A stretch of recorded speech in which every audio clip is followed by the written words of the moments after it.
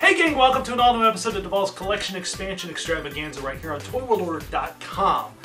Welcome to a brand new episode. The show's all about the things that this one and myself, my wonderful wife Carrie Devall, and I find in our adventures and travels to garage sales, flea markets, antique malls, auctions, and so much more.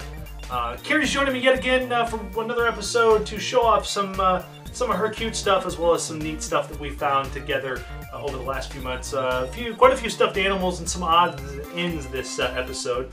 We'll start out with, I don't really have any action figures this episode, but I've got some really cool stuff that's kind of like action figures, and we'll start with those.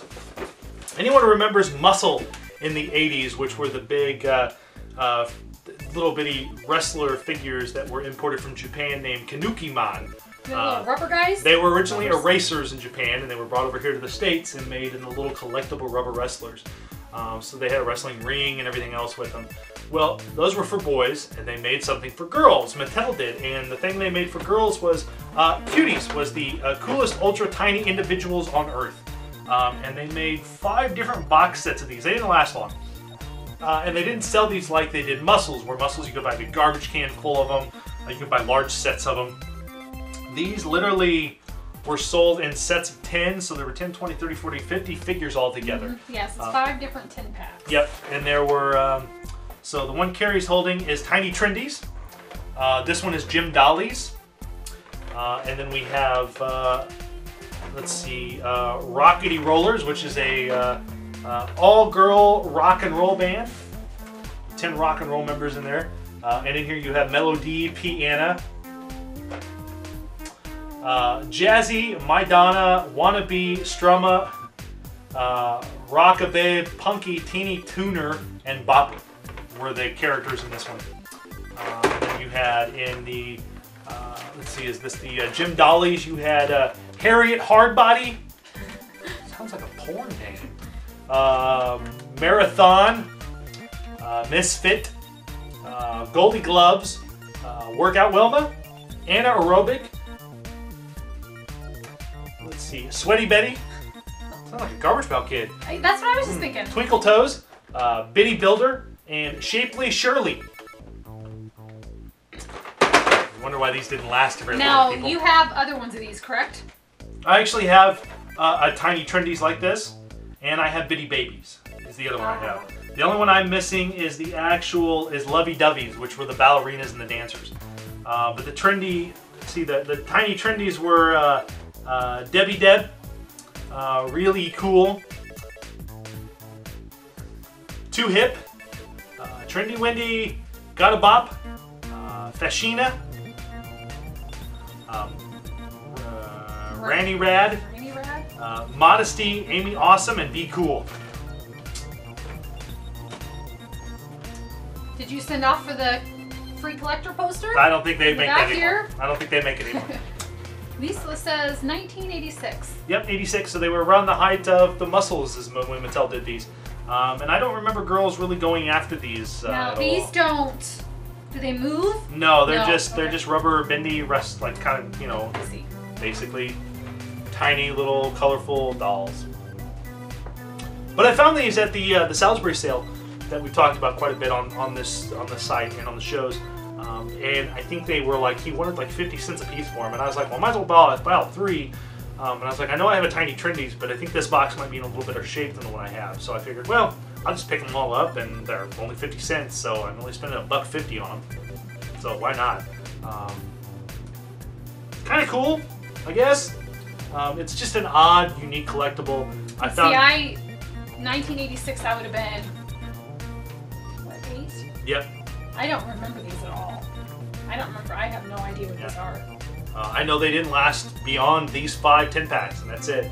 And they were shortly clearanced. Of course, there's KB stickers on these that were they were originally $2.99, and then they were 2 for $1. Yeah. Shows you they didn't go over very well at all. That's funny. Yeah, it's you know, just an oddity toy line, which is something I always gravitate towards. Is always the odd toy lines that come out, don't last, nobody cares about, and then you find them again, and you're like, oh, forgot those existed. I'm gonna buy those because those are really cool and very, very fun kind of conversation starters at times with certain people. They're like, Cuties. I'm like, oh yeah, those were horrible. Very cool.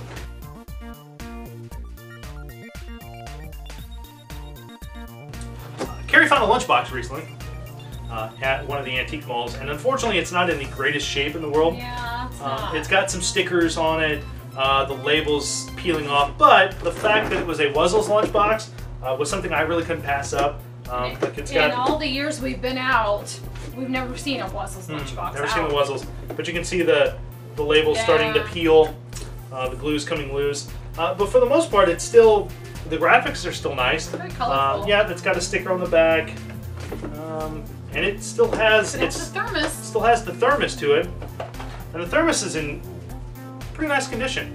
Colors are really still bright. It's got a little bit fading on certain parts and some scuff marks on it, but for something from '85 from Hasbro, Wuzzles are kind of a hard thing to find and to come across. You don't really see a lot of Wuzzle items out in the wild, and a lot of the actual collectible dolls and the little collectible posable figures are really hard to find for this line, and they get expensive.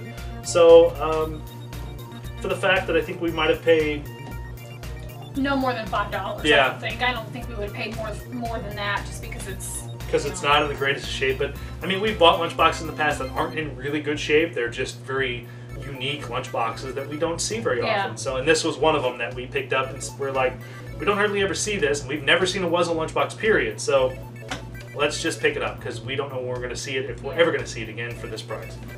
But other than that, other than just a couple of little issues, it's, you know, plastic lunchbox, and those get beat up a lot more than, well, the metal ones are really rough to find in good shape, but the plastic ones got beat up and scuffed up too. But yeah, for less than $5, you couldn't pass it up. It was a cool buy. Yeah.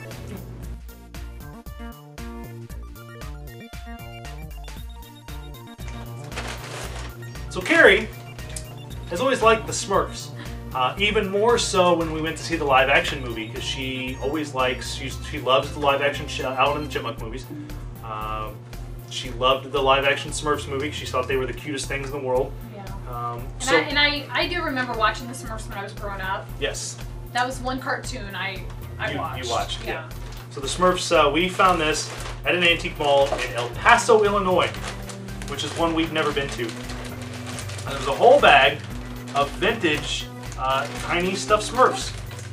And most of them are, I mean, well, they're all in really good shape other than some dirt spots. Yeah. But we found Vanity Smurf, so he's still got his little mirror on his hand, which is kind of neat. Smurfette. Yep, Smurfette, who still has her little dress and still got the original Smurfette drawings on the dress, which is kind of rough to find. Looks like she had a rubber band around her neck at one point because there's some nasty rubber band pieces sticking to her here.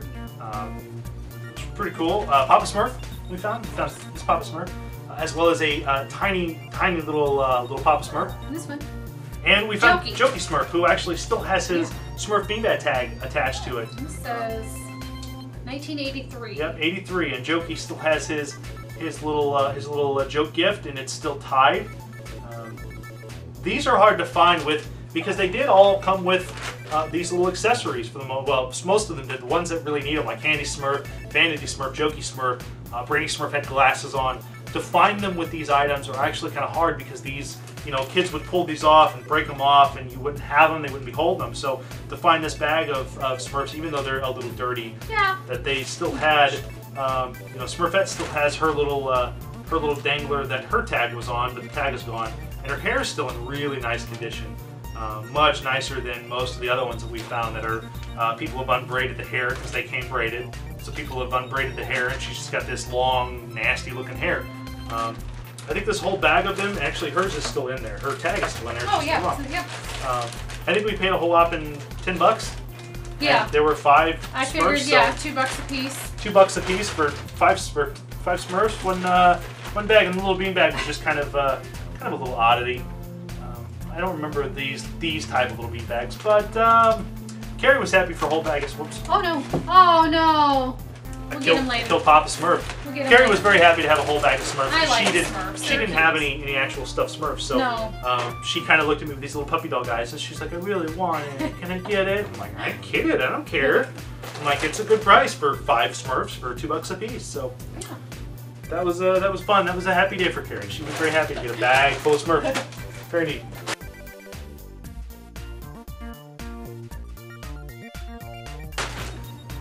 Now this item actually I own from my childhood, the large version of this. There were 2 versions. There were a large version and there was this version.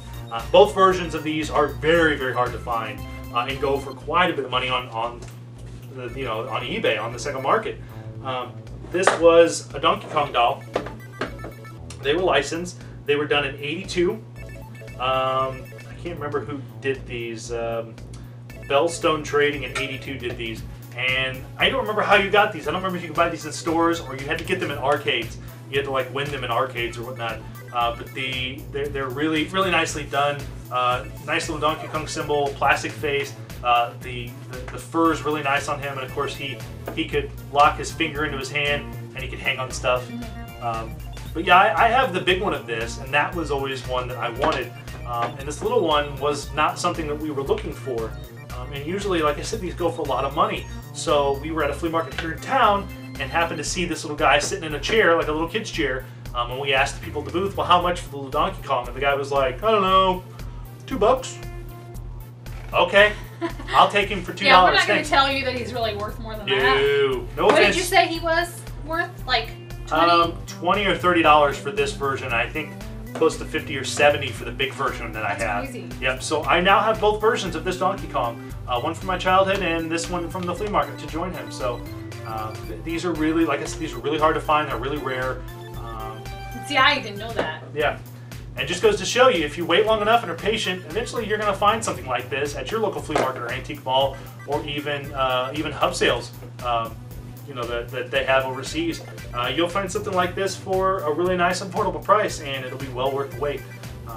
I don't usually jump on things or throw money at stuff very often for items like this, because I know eventually I'm going to find them one way or another, or we just stumble across them in places we would never think to find them. So he's very cool, and I was very happy to bring him home. So for $3, he can join his Big Daddy. His Big Daddy. That's right.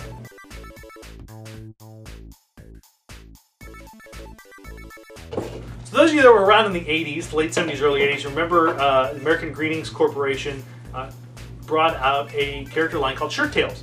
And there was an animated cartoon from Hanna-Barbera for Shirt Tales, as well as a number of licensed products, stuffed animals, toys, games, a bunch of stuff. Hardee's actually ran a promotion where you could buy little stuffed Shirt Tales figures. And we found a little stuffed Tig from Shirt Tales at a garage sale for, I think he was 50 cents.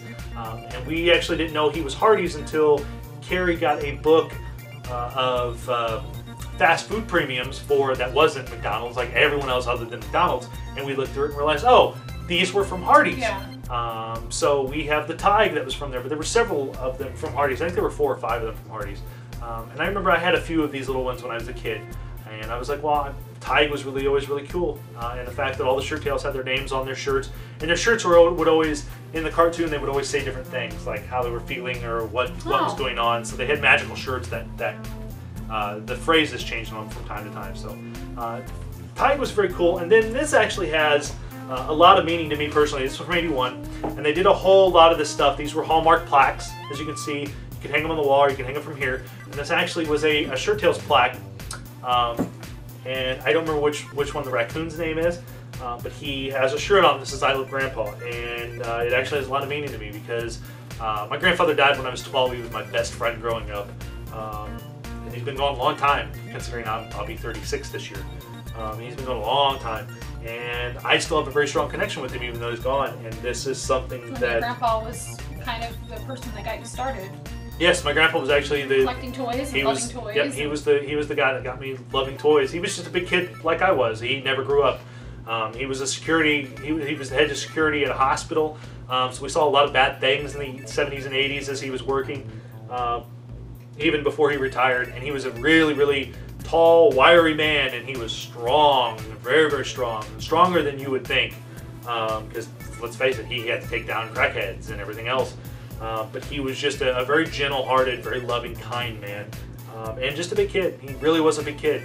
And it's funny too because he actually is not only the one that got me collecting toys, but he actually taught me to cuss when I was like 4 or 5, which a lot of people go, that's not bad parenting. Well, to us it was funny. It was a game to us, and he always told me. Well, nothing's funnier than a 5-year-old saying like the F word or something so we like that. used to, you can't help but laugh. He would pick me up from school every day. We'd go to McDonald's and get a Happy Meal. So I'd get a Happy Meal toy, and because back then Happy Meals were like $2. So we'd go to the drive-thru, get a Happy Meal, and we would just drive around and we would cuss each other and laugh. And to us, it was the funniest thing in the world. Of course, he always told me, don't tell your mom and don't tell your grandma that we're doing this. This is our game, our secret. And I would always be like, okay, Grandpa, I will. So this had a lot of meaning, though, so I don't know. You were like, shut the hell up, Grandpa. I probably was. This was, when we saw this at the garage sale, I was like, I'm buying that, because that's very, very, very meaningful to me.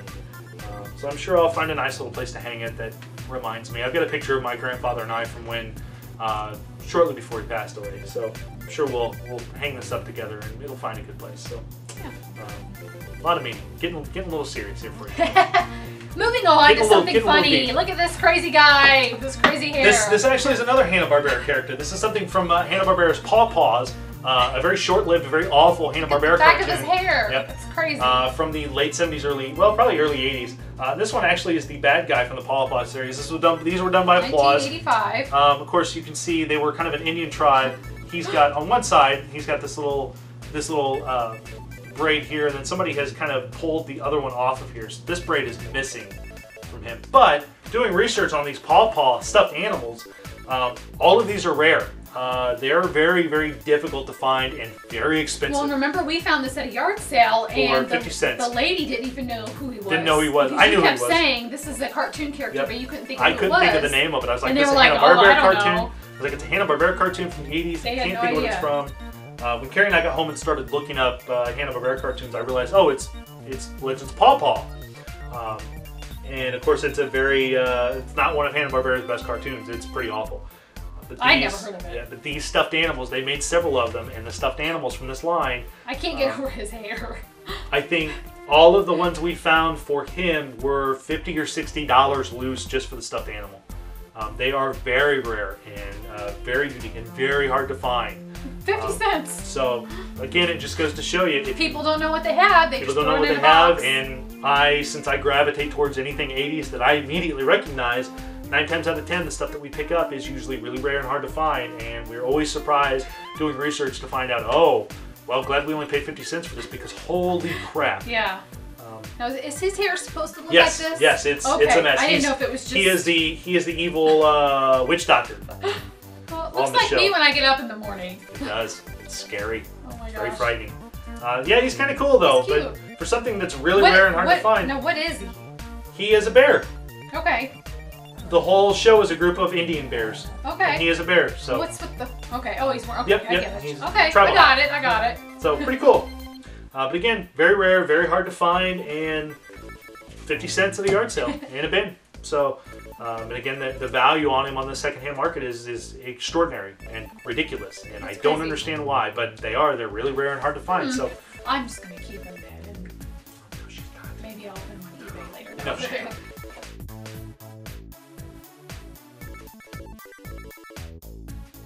Usually don't buy plastic cups at all because, let's face it, they're kind of gross.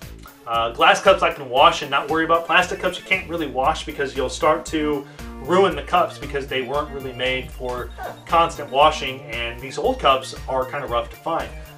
We only bought this because we found a booth that had a ton of them, and this is actually the Hardee's Ghostbusters 2 cup from when Ghostbusters 2 came out, and I love Ghostbusters.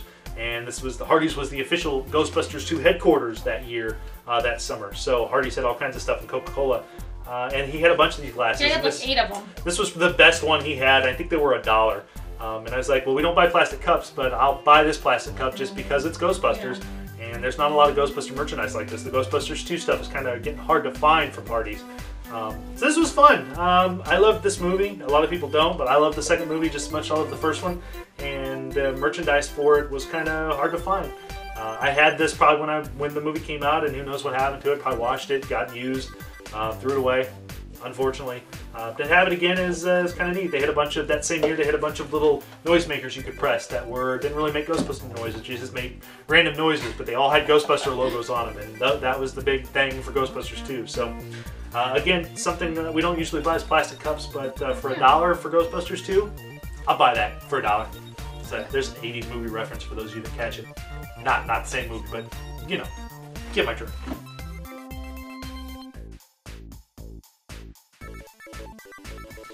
Alright, last thing for today before we take off out of here is this amazing Snow White and the Seven Dwarfs 3D board game from the 90s, I believe. It was from 90...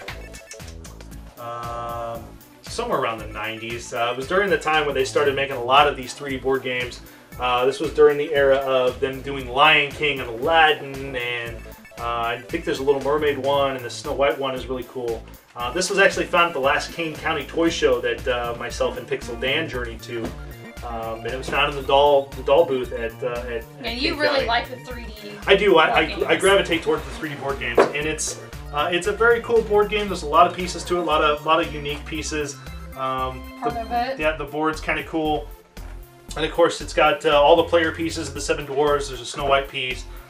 There's a lot of like at the end there's a boulder you would knock down, and basically can't really tell, but Snow White would be sleeping, and once you knock the evil queen down, she would wake up, and the prince would wake up with her.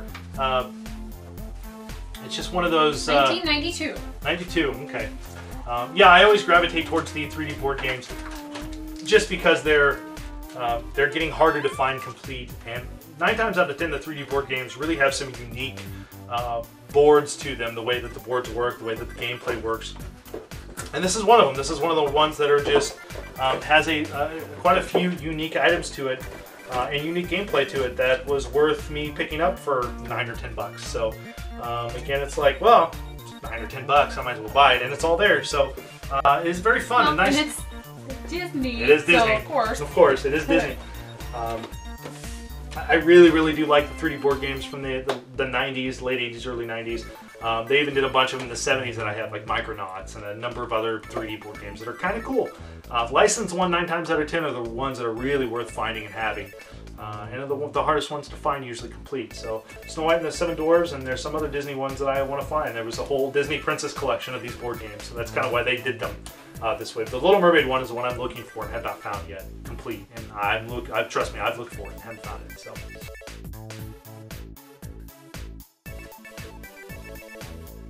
There you go, gang. That brings us to the end of another episode of Devall's Collection Expansion Extravaganza right here on ToyWorldOrder.com.